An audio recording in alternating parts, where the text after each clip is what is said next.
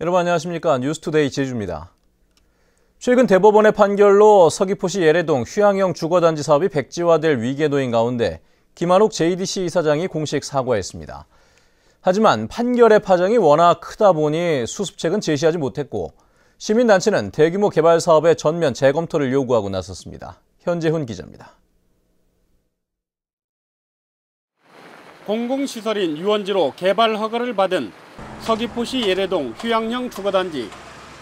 분양형 콘도미니엄은 유원지 취지에 맞지 않고 이를 위한 토지 강제 수용도 무효라는 대법원의 판결로 사업이 백지화될 위기에 처했습니다. 대법원 판결이 나온 지 11일 만에 김한욱 JDC 이사장은 이번 판결을 겸허히 받아들이며 혼란을 일으킨 데 대해 도민사회에 사과했습니다.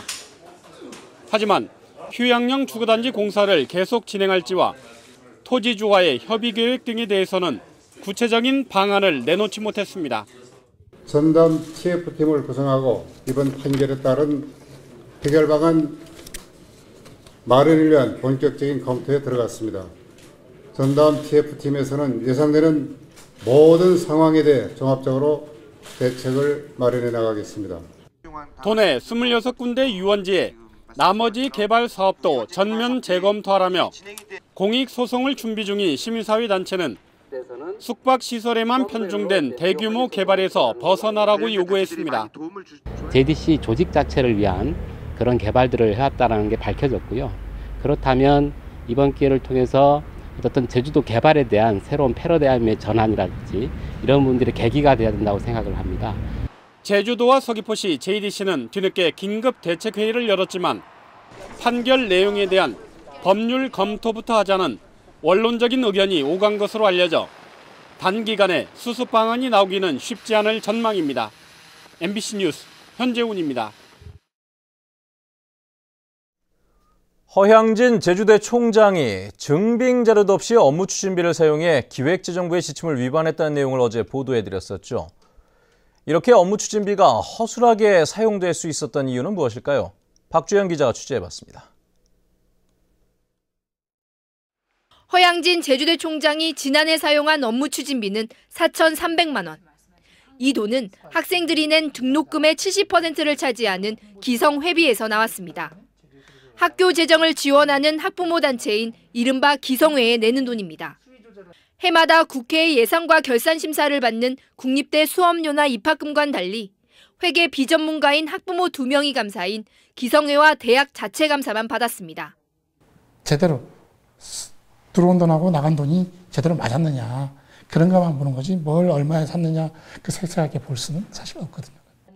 교육부가 4, 5년에 한 번씩 감사를 하지만 기성회비에는 어느 정도 자율성을 인정한다는 입장입니다. 이제 기성회 예산 편성은 또 뭐 기성회 회장이라든지 일단 그 학부모들이 내는 돈의 그 어떤 성격 아니겠어요? 결국 국립대의 기성회비 징수가 법적 근거가 없다는 논란이 일면서 올해부터 기성회비는 사라지고 대학 회계로 통합됐습니다. 그런데 대학 회계는 총장이 예산 편성권을 갖게 돼 총장의 권한이 더욱 막강해졌습니다.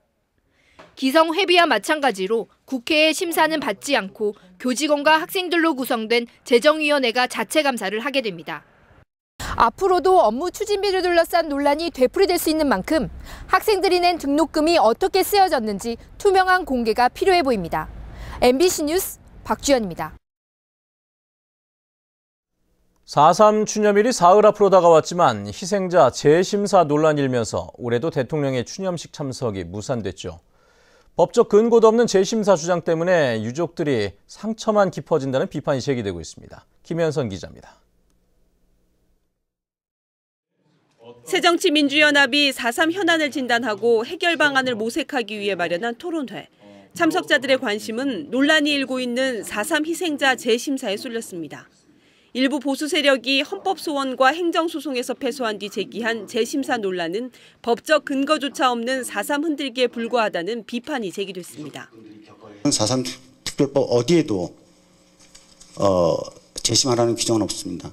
그리고 자꾸 행정자치부, 특별자치도가 나서서 이상한 이야기들을 하고 있는데 희생자 결정과 관련된 것은 행정하고는 아무 상관이 없습니다. 보수단체의 4.3 흔들기가 60여 년간 앓고 있는 유족들의 트라우마를 더욱 악화시킬 것이라는 지적도 나왔습니다. 지금 제주 4.3 희생 유족자들이 겪고 있는 이런 문제가 전형적인 재트라우마의 문제죠. 상당히 위험합니다. 상처가 겨우 아물려고 하는데 여기에 다시 대못질을 해버리면 4.3 진상보고서와 대통령의 사과, 국가추념일 지정까지 진일보한 성과를 거둬왔지만 4.3의 완전한 해결을 위해 풀어야 할 과제가 아직 많다는데 참석자들은 입을 모았습니다. MBC 뉴스 김현선입니다. 원희룡 제주도지사는 어제 제주도청 간부회의에서 4.3 추념식에 박근혜 대통령이 참석하지 못해 아쉽다고 말했습니다. 원희룡 지사는 4.3은 제주도민 모두에게 제2의 제삿날이라며 유족들이 조그마한 불편도 없도록 하고 국민 모두가 공감하고 경건하게 역사적 아픔을 대면하도록 해야 한다고 말했습니다. 원 지사는 또 도시계획위원회에 관련 업계나 공직 출신이 몰려있으면 로비의 대상이 될 수 있다며 위원 공모에서 배제시키라고 지시했습니다. 제주 4.3 증언 봄풀이 마당이 어제 제주도 문예회관에서 열렸습니다. 제주 4.3 연구소가 주최한 이번 행사에는 4.3 당시 부모를 모두 잃은 양치부 씨와 포탄 파편을 맞은 김순애 씨 부부, 한국 전쟁 발발 직후 예비검속 사건으로 부친을 잃은 양용애 씨 등이 증언자로 나섰습니다. 지난 2002년부터 시작된 봄풀이 마당은 4.3 체험자들이 평생 마음속에 쌓여온 기억들을 풀어내면서 자기 치유를 하고 4.3의 진실을 후세에 알리는 행사입니다.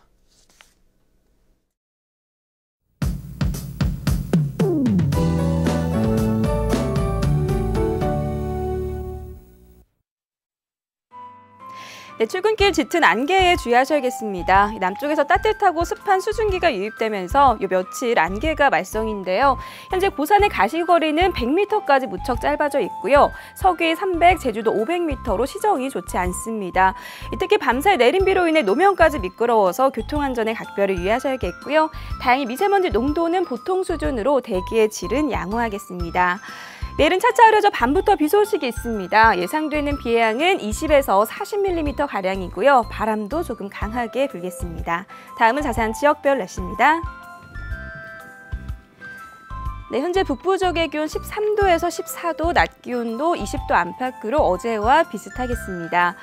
서부 지역은 낮 기온이 어제보다 조금 더 높겠고요. 남부 지역의 기온 15도로 출발해서 20도까지 오르겠습니다. 네, 동부 지역도 예년 이맘때보다 3도에서 5도가량 높은 기온을 유지하겠습니다. 현재 성판악의 기온 14도, 윗세오름 10도 나타내고 있습니다. 섬지역도 오전에는 흐리다가 오후에는 구름만 많겠고요. 기온은 평년보다 2도에서 4도가량 높겠습니다. 네, 해상에는 물결이 낮게 일겠지만 짙은 안개에는 주의하셔야겠습니다. 현재 제주를 포함한 일부 공항에는 저시정특보가 내려져 있으니까요. 아침 항공기 이용하시는 분들은 운항 여부를 다시 한번 확인하셔야겠습니다. 네, 내일 시작된 비는 이번 주 일요일까지 내렸다 그쳤다를 반복하겠습니다. 날씨였습니다. 제주 서부경찰서는 경찰관을 폭행한 혐의로 제주도 학교안전공제회 간부 54살 이모 씨를 구속했습니다. 경찰에 따르면 이 씨는 제주시 노영동의 한 커피숍에서 술에 취해 난동을 피우다 신고를 받고 출동한 경찰관의 얼굴을 여러 차례 때렸다가 현행범으로 체포됐습니다. 서귀포 의료원이 의사를 구하지 못해 일부 과목의 진료가 중단될 위기에 처했습니다. 서귀포 의료원에 따르면 소아과는 전문의 계약 기간이 어제 끝났지만 계약 기간을 연장하지 못했고 계약 기간이 이미 끝난 이비인후과 전문의는 임시로 연장 근무를 하고 있습니다. 또 지난해 말부터 운영하기로 했던 24시간 분만 시스템도 산부인과와 소아과 전문의가 부족해 늦어지고 있습니다.